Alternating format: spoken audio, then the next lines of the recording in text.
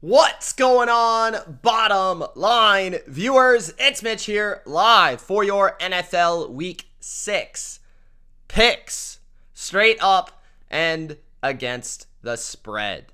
We are taking on the spread in this video. Each and every pick, I give you a quick preview of each game, my thoughts on each game, which way I'm leaning for each game, and give you my preview for week 6. We have some great games this week, as we seemingly do every week. Another great NFL week in week 5. We're ready for another one in week 6. We have some showdowns.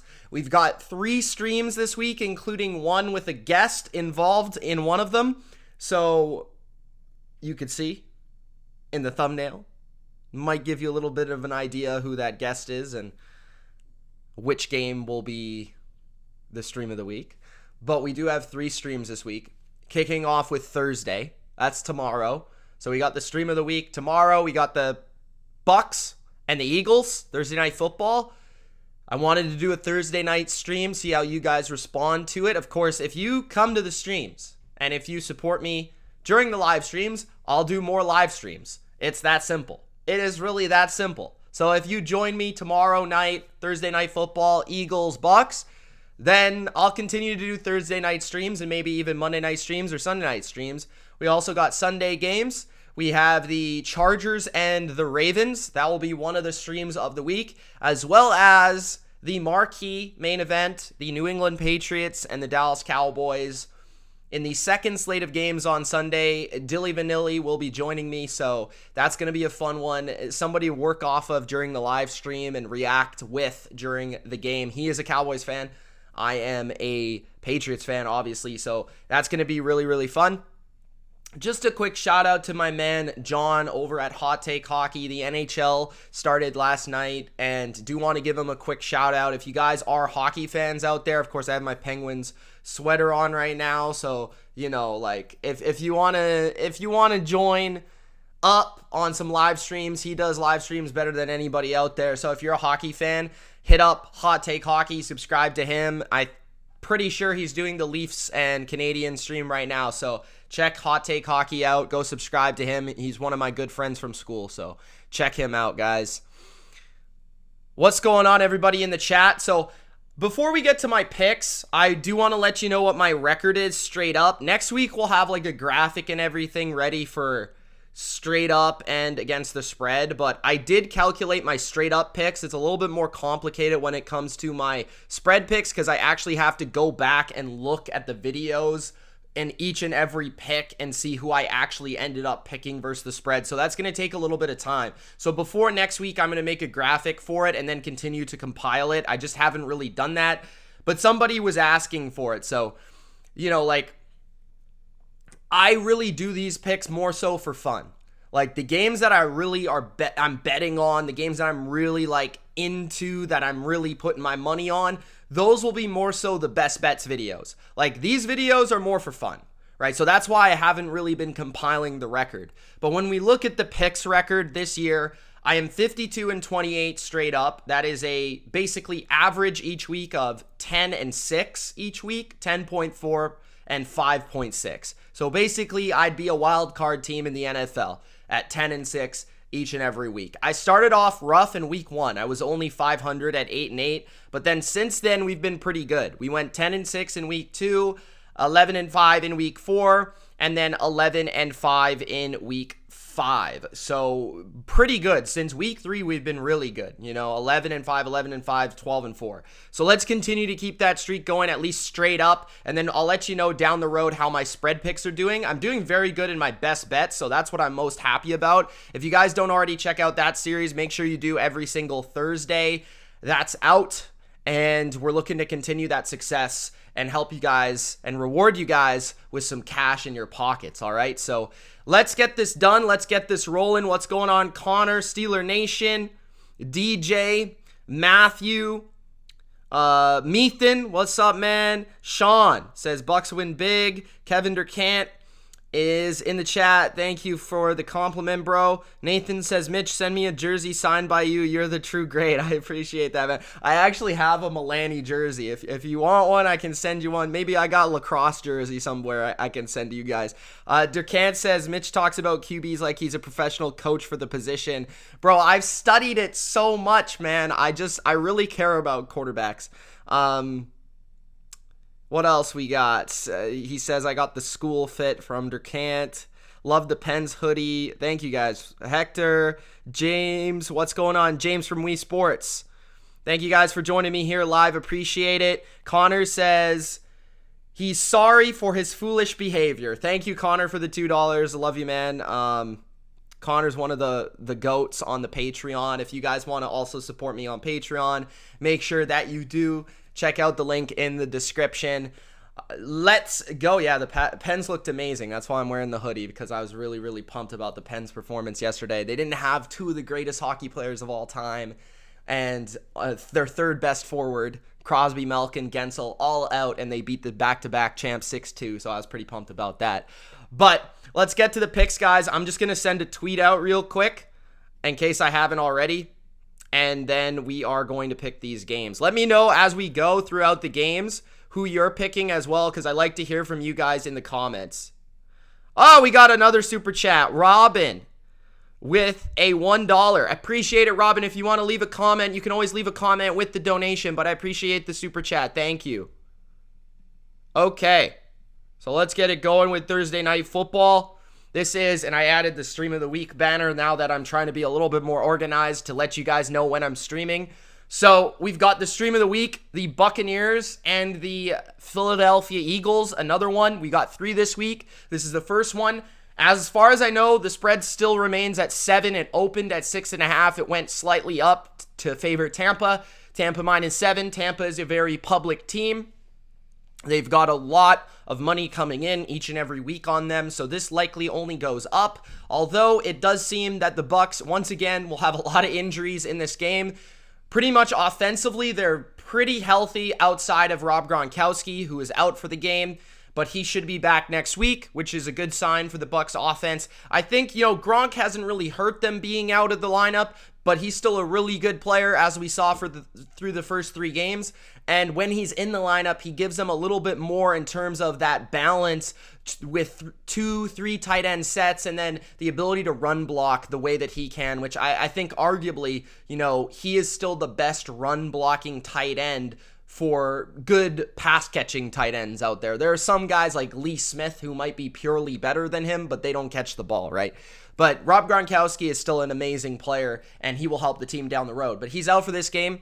Defensively, the front is pretty well intact outside of Levante David, who rolled up his ankle versus the Dolphins last week. So this will in fact be the first game that Devin White plays without Levante David in his career. So it's time for Devin White to step up and take on potentially a bigger role for this defense as maybe a coverage player. I expect Devin White to play a crucial role in coverage and in spying the quarterback Jalen Hurts. I think he's going to be all over Jalen Hurts running the ball, and that will be crucial to defending this offense. And just his ability to scramble and move around, Devin White's going to be very, very big for that. I do want to see the Buccaneers, shift more towards playing lighter fronts. I think a big problem with the Bucs, and this is just Todd Bowles being kind of an old school defensive mind and an old school coach, I think he needs to shift towards putting lighter personnel in the box, because teams have just figured out that they're not going to run the ball versus the Bucs. So if you're not going to run the ball, if the other team's not going to run the ball, and that, put out your pass rushers, put in a Tryon every once in a while instead of having Sue out there. You know what I mean? Give Vita Vea a rest once in a while. Allow him to be more explosive from snap to snap. Rotate some of your edge players, your linebackers in there. I think they should get a little bit more creative, maybe take some of the big guys off the field occasionally in turn for a little bit more pass rush in those passing situations, because teams don't want to run on you, right? Like, if you're the Bucs, you want to make them run on you. So why not just go a little bit lighter in the box and basically entice them to run it. And you can still stop the run even with lighter personnel because you have really good front seven players. So that's just an idea that I think, I was thinking about. Defensively in the secondary, they've gotten a little bit more stingy, and they've gotten a little bit more in terms of their play, just not giving up as many big plays that maybe due to the fact that they've played the Patriots offense and the Dolphins offense. But it's a true test this week, I think, versus Jalen Hurts. But the thing with Jalen Hurts and the Eagles is they should have probably lost last week if it wasn't for a punt block and some fluky stuff and some bad play from Sam Darnold. But the fact is the Eagles don't play Sam Darnold this week. They play the best quarterback in the league, Tom Brady, and the best passing offense, according to Bill Belichick, the Tampa Bay Buccaneers. So it's going to be a different challenge for the Eagles, a true challenge. And we saw the Chiefs rip them apart. Tyreek Hill ripped them apart. Really, the Chiefs ran on them. So I really think the Bucs are going to do what they want on offense. It's just a matter of what do the Bucs do on defense? How does their defense play? How does Richard Sherman, Pierre Desir, which, by the way, I think it's going to be a blessing down the road having these guys in the lineup, having these guys as depth, having these guys in the locker room. Even if they're not starting for you down the road in the playoffs, maybe Sherman doesn't even make the starting lineup, he's going to help Carlton Davis, Jamel Dean, Sean Murphy-Bunting develop as players by watching film with them, by improving technique, by coaching them. So I feel like those guys, having them in the building is just a plus no matter what. Also, Antoine Winfield Jr. is out. We know that Carlton Davis and Sean Murphy-Bunting are out, but that's the same case as last week. So the Bucs offense is just right now, it's steaming. It's hot. It is sexy. And I don't see it slowing down whatsoever on Thursday Night Football. I think they're going to put up 30 points. I'm going to call it 31 points. And I'm going to say the Eagles, they put it in the 20s, maybe 20, 21 points.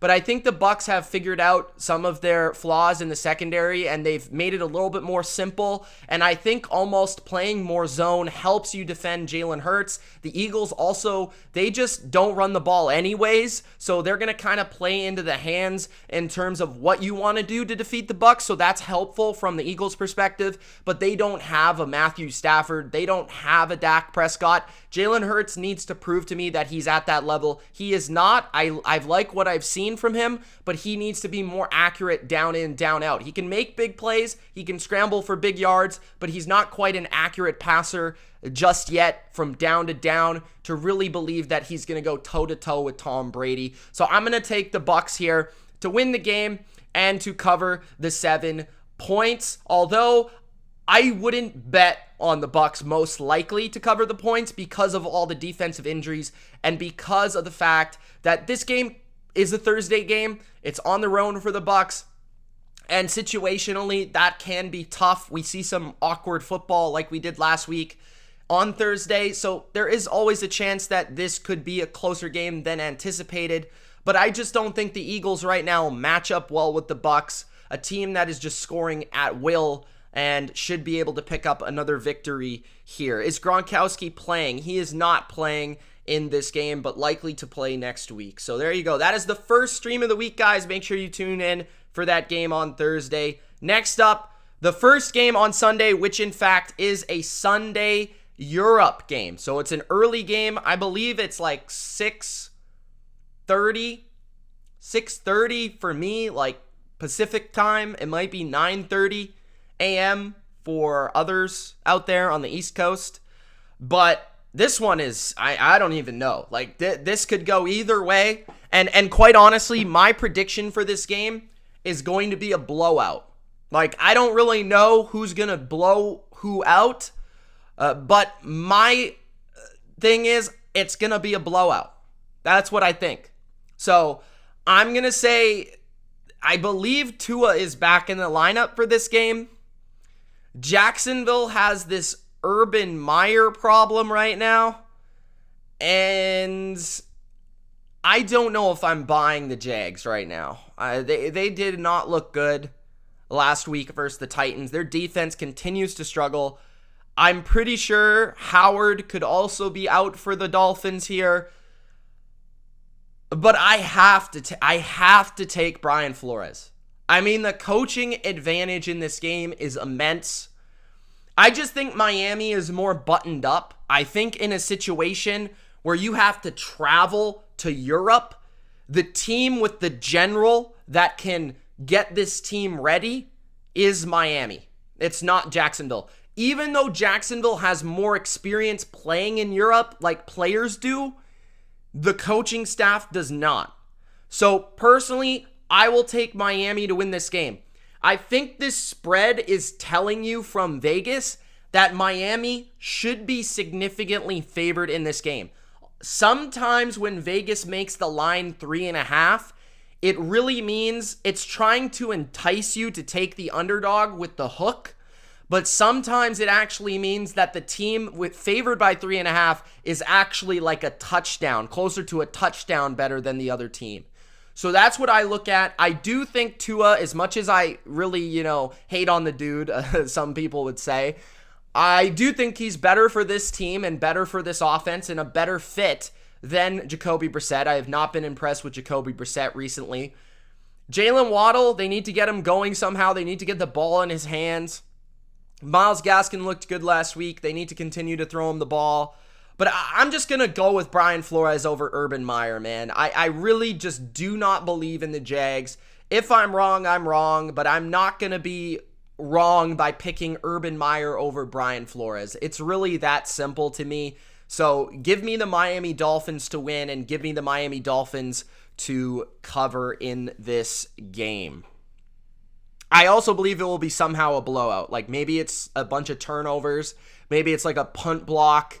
I don't know, a kick return. But it will be a blowout some way, some shape, some form, even though Durcan thinks his team sucks. So next, we have the Minnesota Vikings. Oh, by the way, you're asking for scores.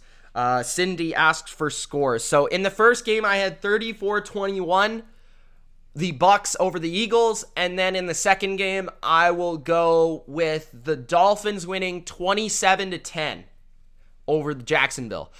The Vikings favored by 1 on the road versus the Carolina Panthers. This is one of the low-key most important games of the week. I'm not going to call this like a great game to watch, but I think it is a very important game.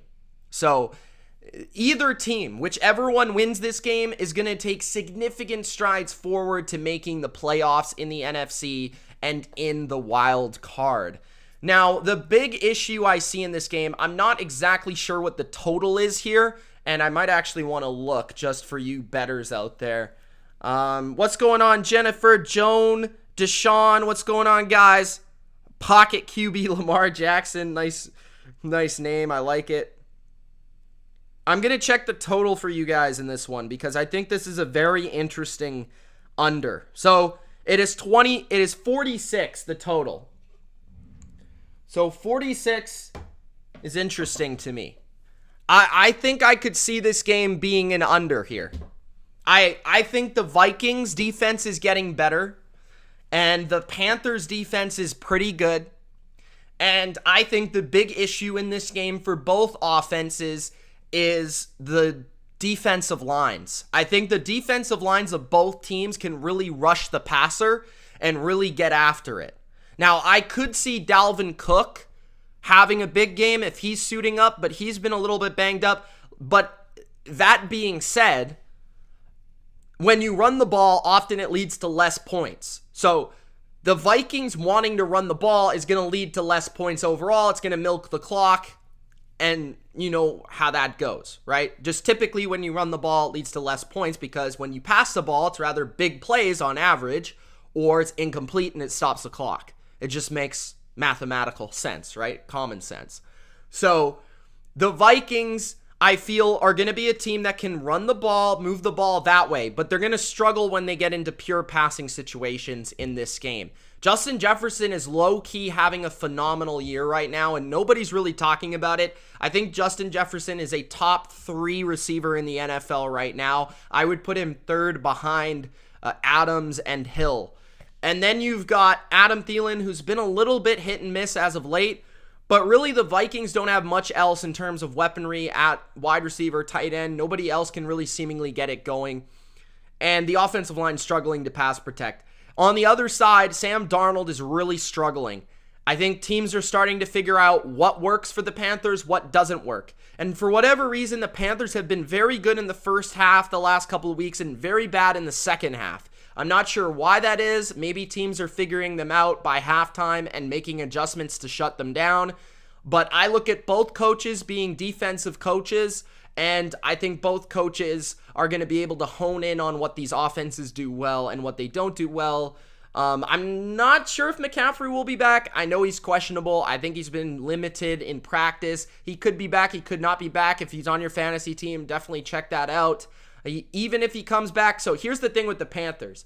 When McCaffrey comes back under Matt Rule, they just fully put him at 110%. Like, they don't even go like Joe Mixon, like he has 20% of the carries. It's rather all in or all out with Christian McCaffrey. So just know that if you're an owner out there. DJ Moore should find some success in this game versus a Vikings secondary that's definitely susceptible. But the thing is, they need to find time, and the Panthers really aren't blocking well. I mean, they didn't block the Eagles very well at all, and that kept the Eagles in the game until the end. So I think this will actually be an under. I think it will be a defensive game. I could be totally wrong about that, but that's my sense on it. I'm going to say the Vikings are, right now, it's really tough because the Panthers are that team I can't figure out. I don't know when to bet on them. I don't know when to bet against them. I haven't figured it out all year. I feel like my record with the Panthers is probably below 500, but I have no idea. I'm going to take the Vikings here. I'm going to take the Vikings here because I think their ability to run the ball is going to help them. So I'm going to take the Vikings 23-20 in this game. I think the Vikings get a little bit of luck in this game to win it because they haven't been lucky. So let's just turn it back around. Maybe they get the luck to go their way. And let's take the Vikings. I just think Kirk Cousins, the better quarterback in this game by far. So I'm going to take Kirk Cousins over Sam Darnold to win this game.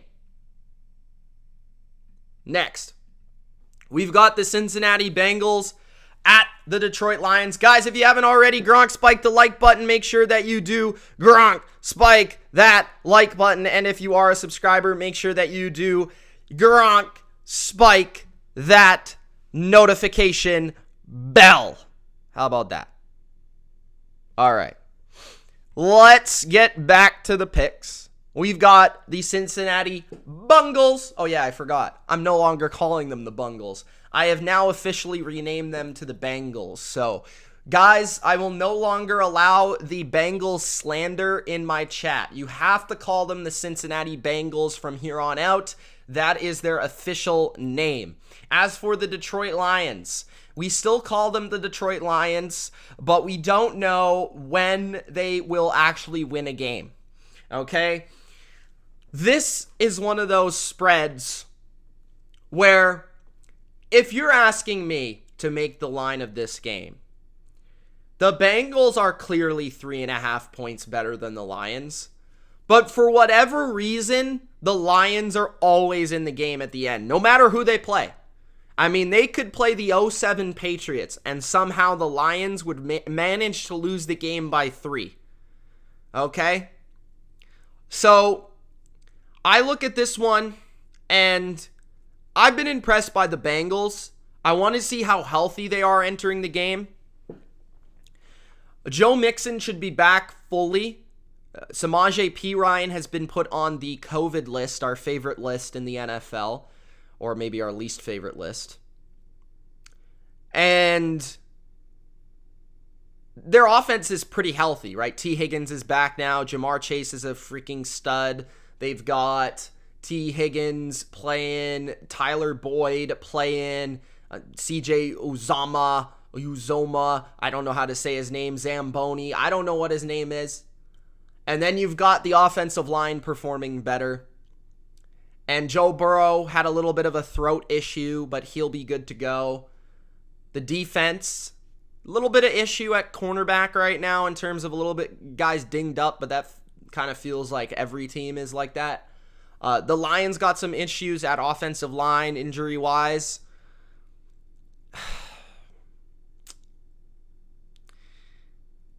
I think I want to pick the Bengals to, destroy the Lions in this game.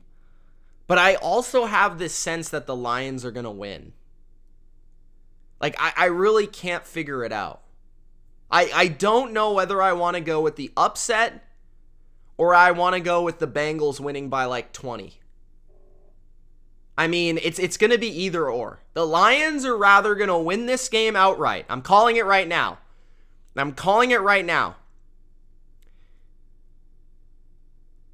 The Lions are rather going to win the game or lose by 20 plus. I'm calling it.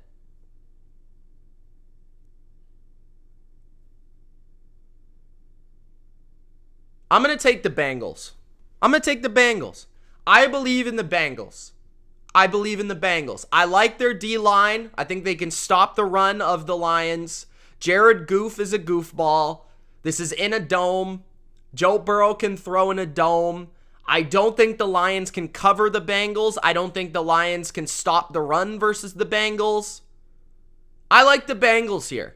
You know, even though they're coming off of a really emotional loss and a tight one, I actually think being in a game like that for the Bengals, being in a game like that versus the Packers actually gives them some confidence. So I'm going to take the Bengals here to win it and win it big. I'm going to go with that one. All right. What's going on, Jennifer? How you doing? What are you talking about? You got a Canadian accent? What are you talking about? The Flicker says he thinks the Bengals win, but I do feel the Lions could possibly pull off the upset. Cindy says that Detroit can't do anything in the red zone. What's going on, guys?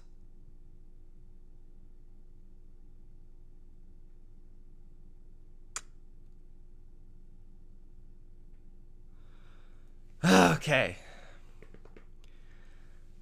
What's going on, guys? Yeah, I got the Bengals. In a big way. I feel it. Joe Burrow, it's his time, man. It's the Bengals' time to rise to the occasion and be the team I want them to be. Next. The Kansas City Chiefs at the Washington football team. Chiefs are -7.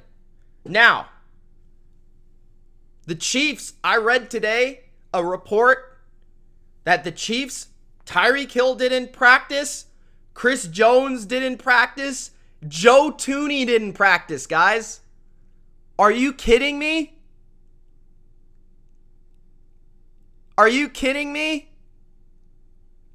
Remember when we talked about the Chiefs and how they've got 5 elite players and nothing else?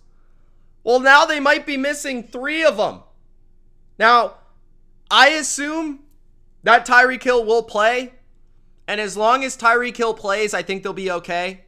Because he's very important to what they do. If they don't have Tyreek Hill, man, they don't got an NFL receiver on their entire roster, arguably.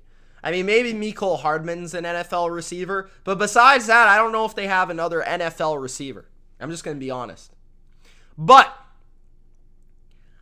I've got the Chiefs winning the game, like, in a shootout. I mean, predictably, as most people probably do. The Chiefs can't afford to lose this game, right? Mahomes, Andy Reid, the whole team, Tyrann Mathieu, they're going to be pumped up for this game. I know that it's a game that it's first Washington. Like, it's not a big game. But they've got to win it. Like, everybody's been calling them overrated, as I have before the year. But now people are starting to catch on to what I said 3 months ago. But, you know, that's the way things work. You tune in the Bottom Line View, you get a take, you're 3 months late. That's just the way it is, right? I got to pat myself on the back. But if you guys that's why you watch the Bottom Line View, because you'll have these takes three months before ESPN, right? I don't know, just saying. But the Chiefs should win this game. The Chiefs, I don't know if I'm confident they can cover, though. Remember, I was confident that they could cover versus the Eagles, and they did. And that was like their first cover out of like 15 games. I don't think they're going to cover here. I don't. I think that Washington's going to keep this close. Washington's offense has been actually far more productive than I gave it credit for. It's an offense that they've been very successful on early downs, guys. Early down success rate is one of my favorite stats. It's one of the most predictive stats in the NFL. Washington has been one of the best teams on early downs running the ball. They've been one of the best teams. I think they're going to be able to manage the clock, keep this one interesting. I think Heineken, I still don't know how to say his name, is going to be able to move the ball, scramble for some yards, pass for some big plays. Terry McLaurin will be unstoppable. Ricky Seals-Jones going off for my fantasy team. We've got Antonio Gibson in there. I think Washington is going to put up high 20s. Okay, let's go with 28. And I've got the Chiefs scoring 34. So I'm going to go Washington barely covers. Kansas City wins by 6. So 1 point cover here for Washington. 34-28 Chiefs. I think the fact that both teams will move the ball and score, and I think Washington will have long drives, means that Kansas City doesn't quite get to the 40s. So I'm going to go with the Chiefs 34-28 over the Washington football team. But I just don't trust Kansas City to stop anybody. I really don't. I think they have the worst defense in the NFL.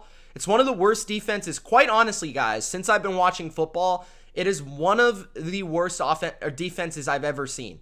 One of the worst defenses I've seen in my entire life. I'm not exaggerating. Like, this is one of the worst defenses I've ever seen in my life. And I don't know if it's going to get any better. Like, I'm not trying to troll Chiefs fans anymore. I'm done with that for now. We'll get back to that in January. But, Chiefs, your defense lacks talent. You do not have talent on your defense outside of Chris Jones. The rest of the defense is average. It's average.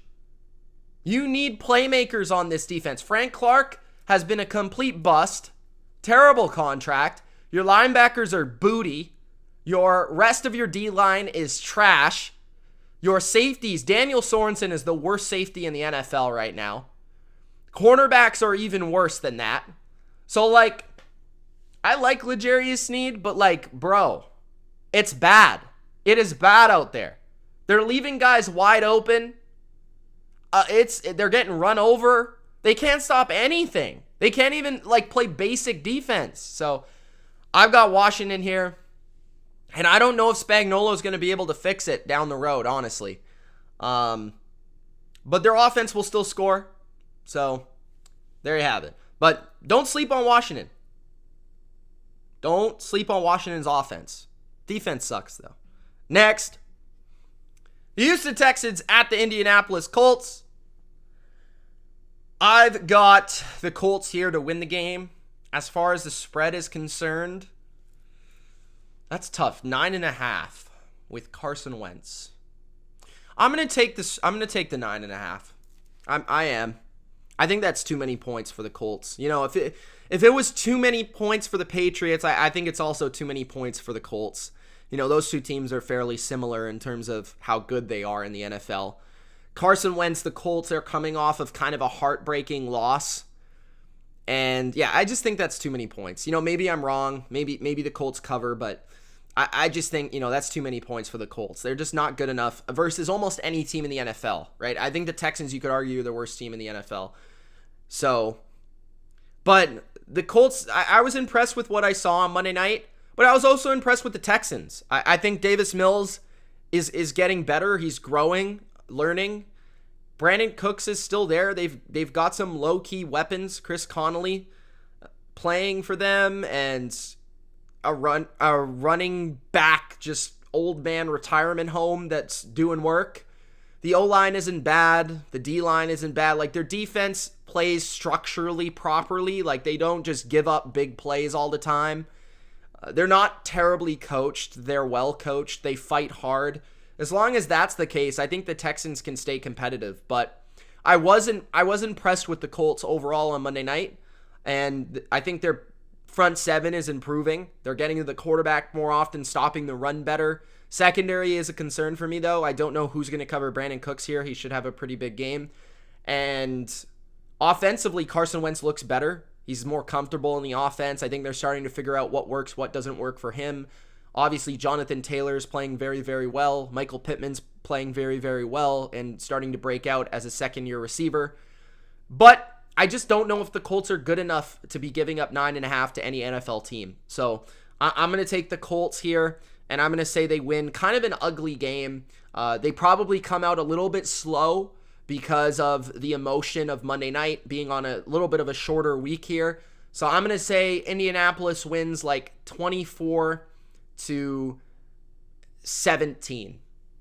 The Colts win, but they get a win nonetheless, and that's positive. So Colts get the win. Next, the LA Rams at the New York Giants. So here's the thing with the Giants, guys. I really, really like the Giants. I really do. Like, I was explaining this during my power rankings. I like the Giants. I think the Giants, when they're healthy, are a top 20 team in the league. But the case is they are not healthy. They're missing their quarterback, Daniel Jones, who I think is very underrated. Like, I think Daniel Jones is the most underrated quarterback in the NFL, and you can clip this if you like. I think Kadarius Toney, we talked about it on the bottom line. If you guys don't watch that show and that episode, you definitely got to, because, you know, we went over some of his highlights. I mean, he is a special player, Kadarius Toney. Kenny Galladay's out. Saquon's out. Sterling Shepard's probably out. Darius Slayton is out. I mean, they are missing a ton of players. But they have a lot of offense when they're healthy.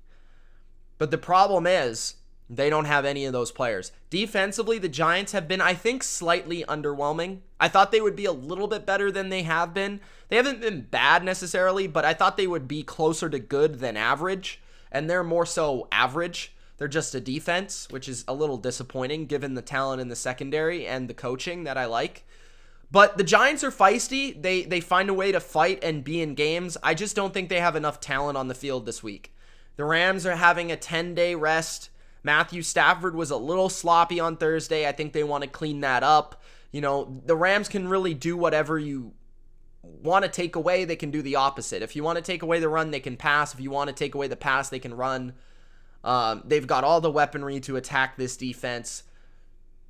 Defensively, they're not great, but they're good enough, and they certainly won't get bullied by a Mike Glennon-led offense, and I think this is more so a fade of Mike Glennon than anything else, and Mike Glennon's not good at football. Like, I don't understand why he has a backup job. It doesn't make sense. So I'm going to take the Rams here to win the game, and I'm also going to take them to cover. I actually think, you know, even with this big spread, the Giants simply do not have the talent on either side of the ball at this moment to compete in this game. Even though they played the Rams very well last year, the Rams will find a way to cover this game coming off of the 10-day rest. McVay will have them prepared.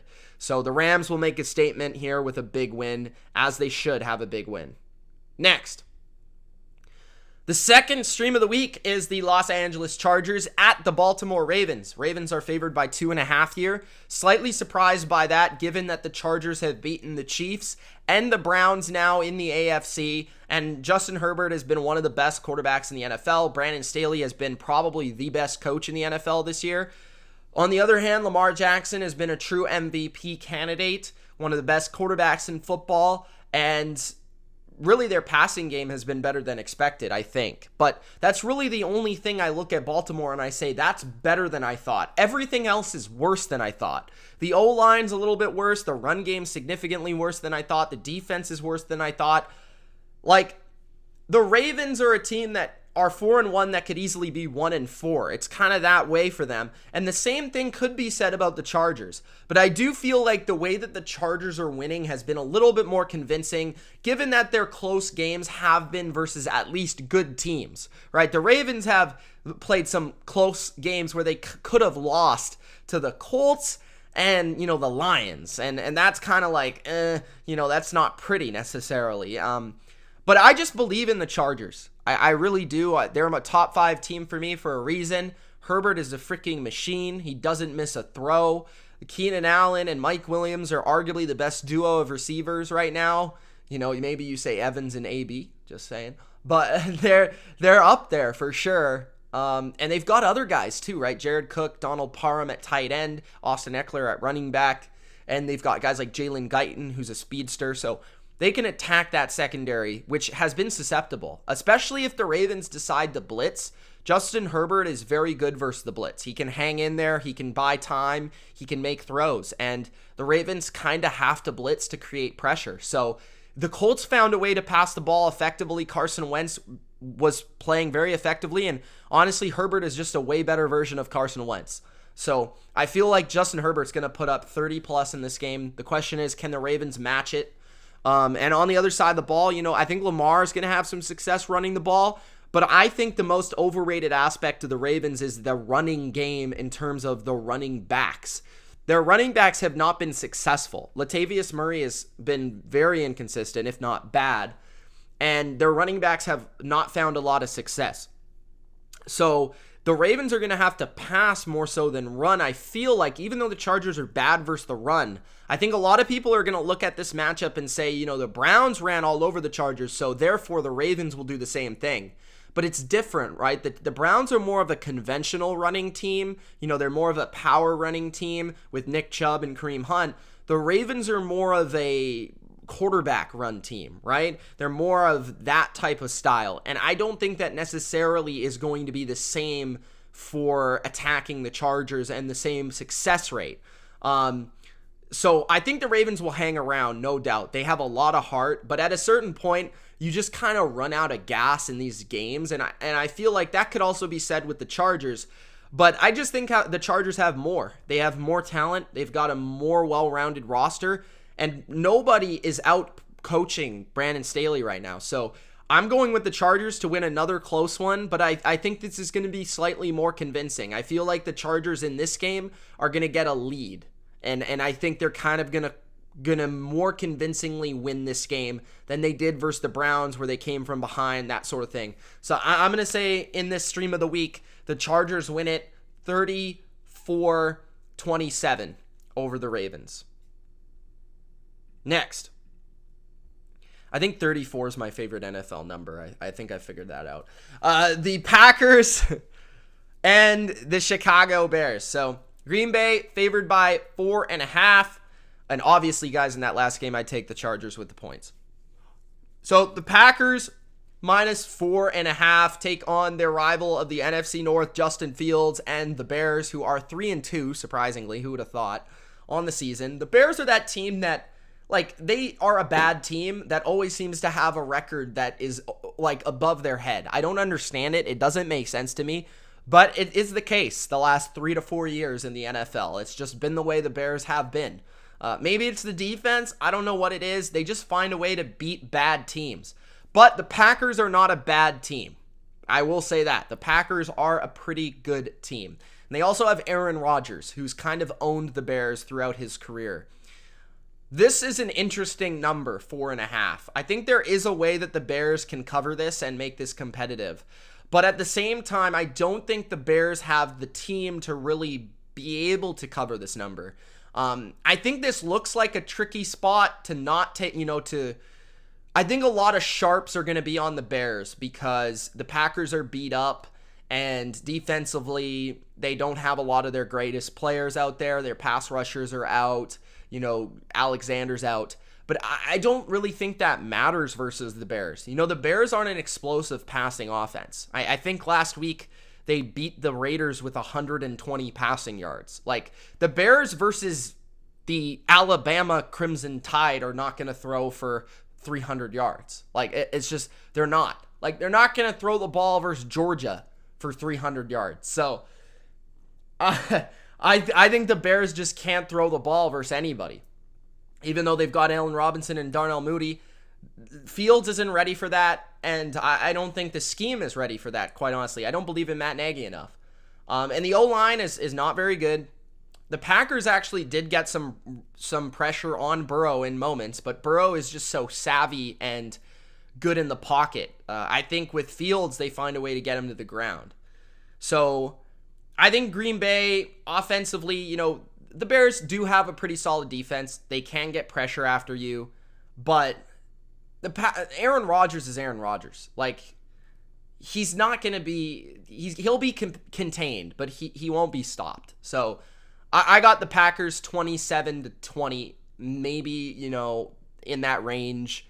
I think this looks like a tricky cover, but it really isn't. I think the Packers comfortably win this game.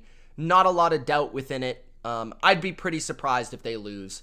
But, it is a divisional game. Maybe I'm underrating the Bears. I just don't see it. I think the quarterback advantage is too immense. The way that Devontae Adams is playing, I think Randall Cobb has become a reliable number 2. And they, of course, can run the ball with 2 backs, throw the ball to their backs. There's too many mismatches. I'm going to go with the Packers here to win the game and to cover. Next. We only have 13 games this week. Is that correct? The Arizona Cardinals at the Cleveland Browns. Cleveland is favored by 3. I recently tweeted today that the Arizona Cardinals are not as good as people think. Now, my exact tweet was that despite their undefeated record, I do not believe in the Cardinals. I do not believe in them as a true contender. I do not see a scenario right now, at this moment in time. Call me a hater, call whatever you want.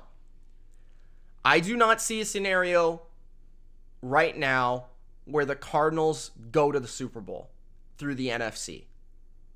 I don't. I really don't. And maybe I'm underrating the Cardinals, Kyler Murray, Cliff Kingsbury. Maybe I'm underrating them. I don't think I am. I think they're an undefeated team that, first of all, shouldn't really be undefeated. But second of all, I think they're going to regress as the season wears on. And I think we've already seen a little bit of that offensively. We saw that last week. I think the Browns are going to beat the Cardinals this week. I think this is the first loss for the Cardinals. Why do I think that? I think the Browns are similar to the 49ers on defense.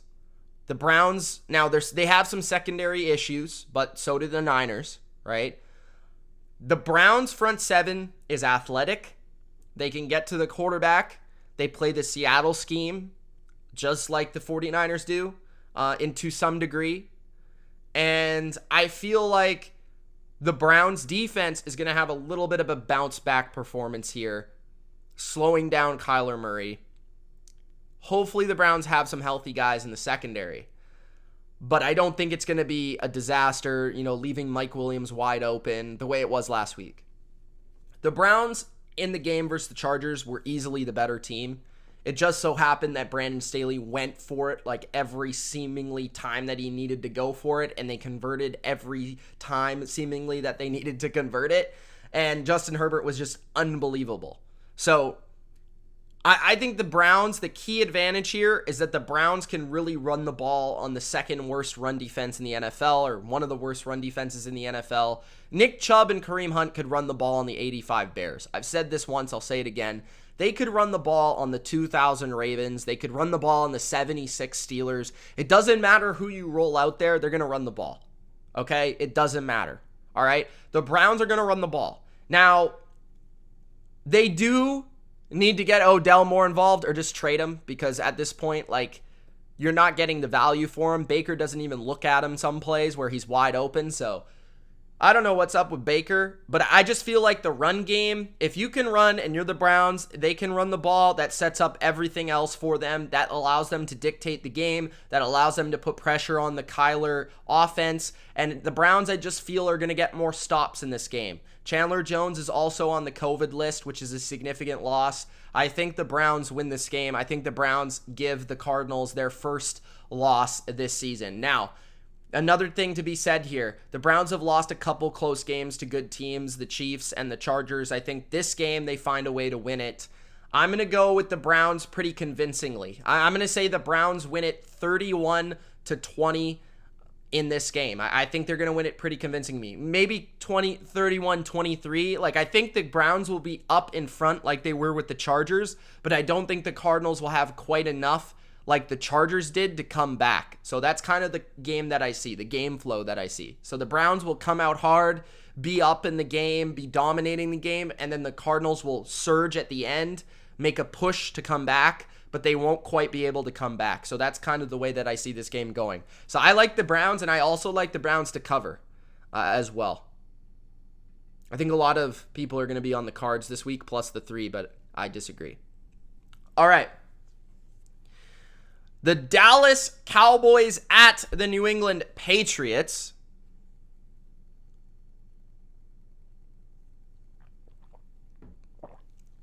This is the official stream of the week. We've got 3 streams of the week. 3 streams that I'll be live for. So hopefully you guys show up. So this is going to be alongside my boy Dilly Vanilli, who is a Dallas Cowboys fan. This is going to be a very fun game, I think. And it's really hard to predict this game at the moment because New England has a lot of people that are important to winning this game on the injury report. So let's just check that real quick. But I believe a lot of their linemen are still on the injury report. So I'm going to check this.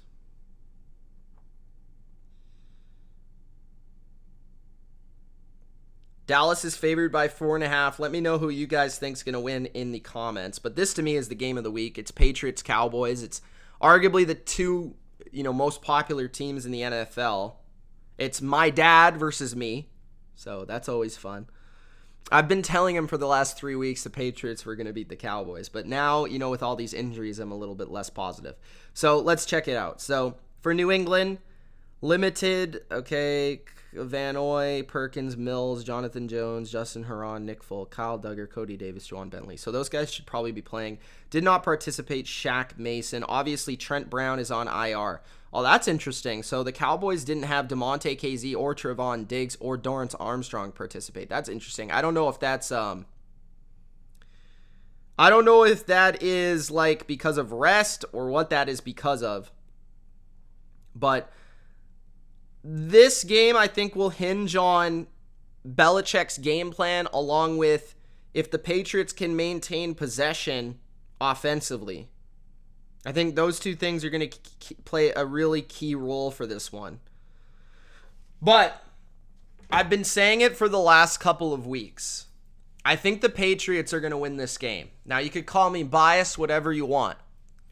I actually do think the Patriots are going to somehow win this game. I don't really know why. I don't know how. I've just got a feeling that the Patriots are going to win this game. So I actually do like the Patriots with the points this week. I thought that the Giants would have been competitive last week if they would have had their players in the game, specifically their quarterback Daniel Jones and their running back Saquon Barkley, but those guys went out early in the game. I think the Patriots win the game through a game plan similar to the way that they played the Bucs. I think they're going to send 4 at the quarterback. They're going to have a lot of stunts, trying to get to Dak, trying to move him off his spot. I think the one weakness with Dak, there's been 2 things that I've noticed with Dak this season. He hasn't been as mobile to move around the pocket, and his arm strength hasn't been as good as years past from what I've seen.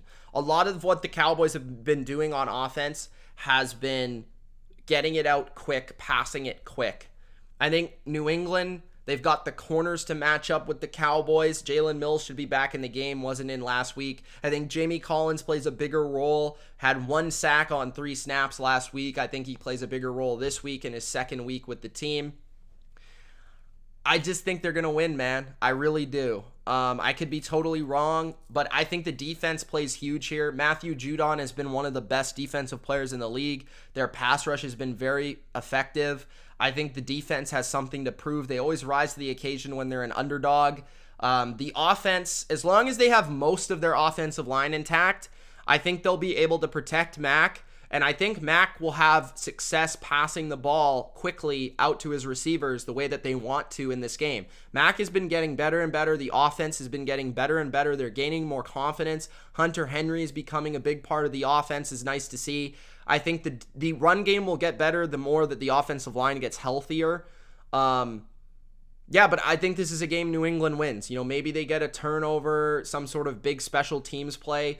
But I think they pull off the upset 24-20 over the Cowboys. I do think they're going to pull off the upset 24-20. Maybe like 23-20, something like that. But I think New England's defense has a huge game. And I think Mac Jones controls the ball and goes down the field. And as long as they, in the red zone, execute and score touchdowns, they can have a chance to win this game. It's going to come down to that time of possession, keeping Dak on the sidelines, and then the defense getting some key stops on third down. So I like New England in this game. I think they match up well at home with the Cowboys. So I'm going to go with New England. As much as I've liked Dallas this year, I do feel like they are due for a loss at some point this year. So I do think that they're going to lose one of these games to maybe a team that they shouldn't lose to that's not as good as them in New England, but I think this is a team that matches up with them pretty well. So I'm going to go with the Patriots, my Patriots. So call me biased, whatever you want, but I'm going to go with the Pats. All right. The Las Vegas Raiders at the Denver Broncos. This one is a funky one, man. Like, of course, you have the whole John Gruden stuff, and if you want to hear my take on the John Gruden stuff, head over to the bottom line. I'm not going to answer anything now about it because I simply don't want to talk about it anymore. But if you do want to check what out I had to say about it, then you can check out the bottom line, which was live last night, the weekly review. The Raiders take on the Denver Broncos. It's in Denver, Mile High. This is a 3.5-point spread. Without John Gruden, I think that is obviously a significant hit to the psyche and the emotions of the Las Vegas Raiders, but it's also a massive hit to their offensive scheme. You know, John Gruden, say what you want about him, but in terms of his offense, he is a very good offensive coach, and they're going to miss that in this game. So I'm really fading the Raiders as much as I can. Derek Carr could very well win this game. They could very well be motivated by the whole John Gruden situation to prove that it's behind them. But I could easily see, you know, a Raiders offense that's struggling continue to struggle. Here's the thing. The Broncos defense plays a very similar defense to the Chicago Bears, right? The Chicago Bears rip off Vic Fangio's scheme. It's as simple as that. So you have the actual creator of the defense here with the Broncos in Denver. You also have the Raiders who can't really run the ball. How did the Steelers have success? That was through running the ball somehow, some way on the Broncos. I don't think the Raiders are going to be able to capitalize on that weak run defense. And on the flip side, you know, Teddy Bridgewater is back. They actually worked out John Brown, the Raider receiver. But Cortland Sutton's a stud. And Noah Fant, you know, give the ball to Javonte Williams more. I'm going to give the Broncos this game. I think they're the more talented team. They don't have the distractions the Raiders have. And I honestly think Gruden on the offensive side of the ball is a massive, massive loss. So I'm going to take the Broncos to win this game at home, and I will take them to cover. The final game of the week is the Seattle Seahawks, the Pittsburgh Steelers. Maybe I missed the Monday night game. What's the Monday night game? Oh, the Bills and the Titans. That's the game that I missed. The Bills and the Titans. I'm going to have to do that one real quick. I was like, 13 games. That seems shy, like one shy. Seahawks and Pittsburgh Steelers. So, Pittsburgh's favored by 4.5. You got Geno Smith at quarterback, no Russell Wilson. Russell Wilson's been carrying this team for years. Without Russell Wilson, I simply cannot pick the Seahawks. Look, the Seahawks have the second worst defense in the NFL, and the only reason they're second worst is because the Chiefs are literally the worst defense of all time. So, that being said, I think the Steelers win. And I think the Steelers can continue to gain some momentum in this game offensively, right? They at least had a good performance last week, right? Chase Claypool got it going. Najee Harris was running the ball hard. And Deontay Johnson had a big touchdown. Shout out to Durkant. Defensively, the Steelers are good. And one of the better ones in the league, for whatever that means, because defense doesn't really exist. But the Steelers at home, no Russ, probably means a lackluster passing game. Chris Carson's beat up. The defense stinks. Secondary's awful.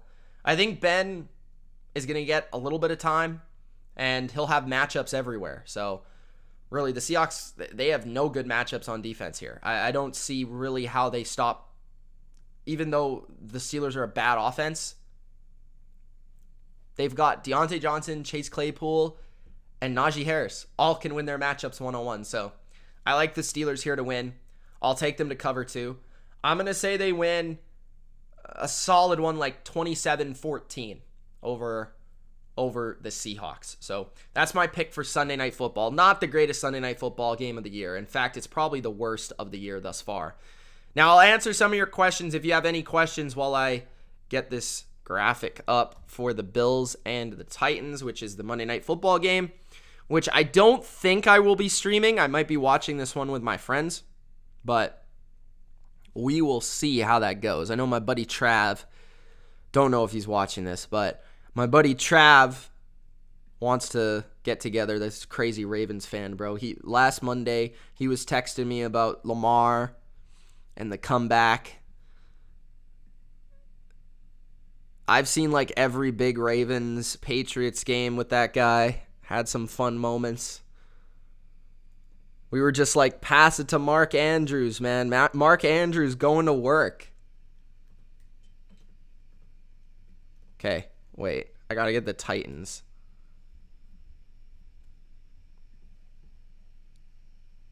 Titans are at home. Bills are on the road. Singh says he's picking Washington to win. Wow. Connor says, how many yards over 200 will Waddle have with possibly no Parker and definitely no Fuller?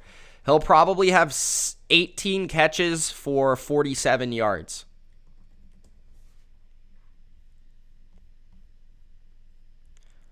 What do you think, Connor? Should I put Waddle in the lineup, bro?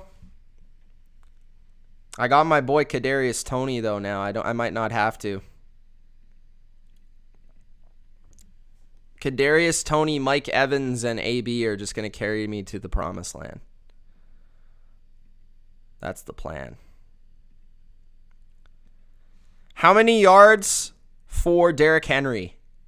We will find out real quick in a second here. I would probably say... I'm going to go like 85. Okay, here we go.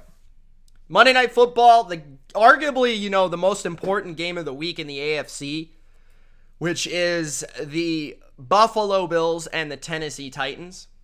Yeah, Connor, you're nuts, bro. Nuts. I got the Buffalo Bills easily in this game. I don't think Julio's going to play. I know that this feels like a trap game, but I feel like it's a trap for people that are going to take the Titans. I think the Bills are a significantly better football team than the Tennessee Titans here. I really do. I think the Buffalo Bills are the best team in the NFL. They're the most well-rounded team in the NFL. And here's the difference. The Bills are not going to be bullied off the ball. They are going to stop the run. They are going to stop the run in this game. Will be prepared to stop Derrick Henry. And the fact of the matter is, the Titans do not have the offensive creativity to win this game. Their scheme offensively is not great. Their receivers are banged up. A.J. Brown, I don't know where he's at. He's on the most wanted list. Julio Jones has been hurt. They don't have anybody else to really scare you at all.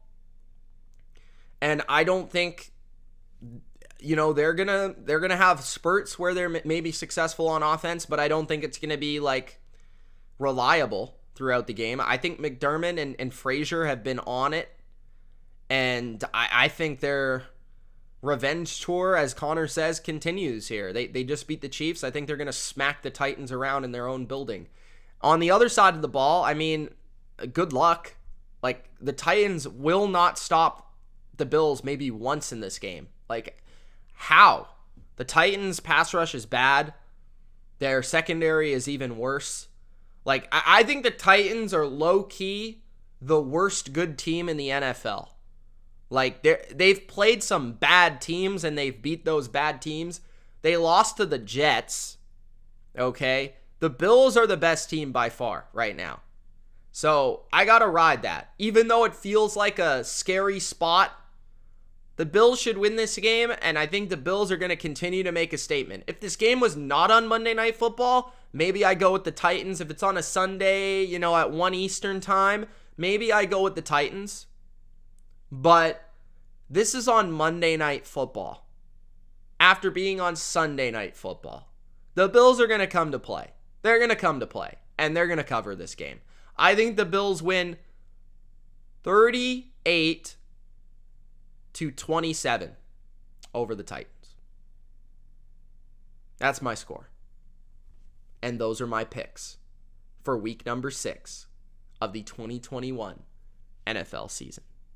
So if you enjoyed these picks tonight, this preview of week 6, make sure that you do Gronk, Spike, that like button.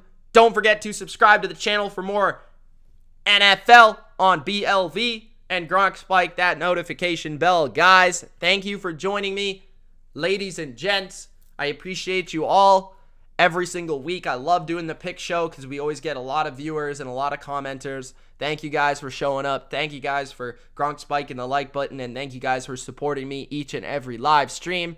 Now, I will say, come to the live streams on Sunday. We've got a couple. We've got the Dallas Cowboys, the New England Patriots, the main one at 4 Eastern time-ish. We've got 1 Eastern time, Ravens and Chargers. And on Thursday, tomorrow night, Tom Brady takes on the Philadelphia Eagles. So I'll see you there for that one. All right, guys. Thanks for joining me. Peace. Have a good one.